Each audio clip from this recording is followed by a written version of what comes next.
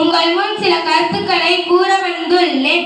யோகா இந்திய கலாச்சாரம் மற்றும் இந்திய பாரம்பரியம் உலகிற்கு கொடுத்த ஒரு அரிய கொடையாகும்.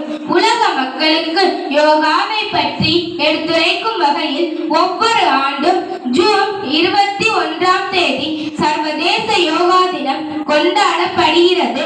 முதலில் சர்வதேச யோகா தினம் 2015ஆம் ஆண்டில் ஜூன் 21ஆம் தேதி கொண்டாடப்பட்டது. மாண்புமிகு பிரதமர் திரு நரேந்திர மோடி அவர்களால் இந்நாள் அனுசரிக்கப்பட்டது. ஜூன் 21ஆம் தேதி இந்த நாளை கொண்டாட ஒரு சிறப்பு காரணம் உள்ளது. ஏனெனில் இந்த நாள் வடக்கு கரை கோலத்தில் மிகவும் நீண்ட நாளாக இருப்பதால் இந்த நாள் குறிப்பிடத்தக்கது. யோகா நமது பாரம்பரிய கலையாகும். நமது அன்றாட வாழ்வில் தேவையான ஆற்றலின் பாதியை நமக்கு யோகா தருகிறது. யோகாவில் 4 வகைகள் உள்ளன. உட்கார்ந்து கொண்டு செய்யும் ஆசனங்கள், குப்புற படுத்துக் கொண்டு செய்யும் ஆசனங்கள், மல்லாக்க படுத்துக் கொண்டு செய்யும் ஆசனங்கள், செய்யும் ஆசனங்கள். உலகில் 32 வகையான ஆசனங்கள் உள்ளன.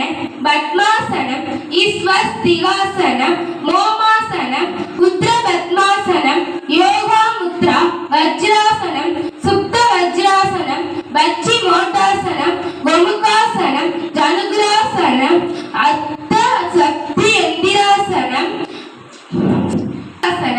சலாசனம், பர்வங்காசனம், புஜங்காசனம், தனுசிராசனம், பலங்காசனம், மலையாசனம், உட்காடாசனம் 1, உட்காடாசனம் 2, திரிகோணாசனம், சூரிய நமஸ்காரம், வக்ராசனம், சக்ராசனம். நன்றி, வணக்கம். நான் பேச எடுத்துக்கொண்ட தலைப்பு யோகா தினம். ஜூன் 21ஆம் தேதி வடக்கரை கோலத்தில் பூமியின் ஒரு ஆண்டின் மிக நீண்ட நாளாகும். இந்த நாள் மிகவும் முக்கியமான நாளாக கருதப்படுகிறது.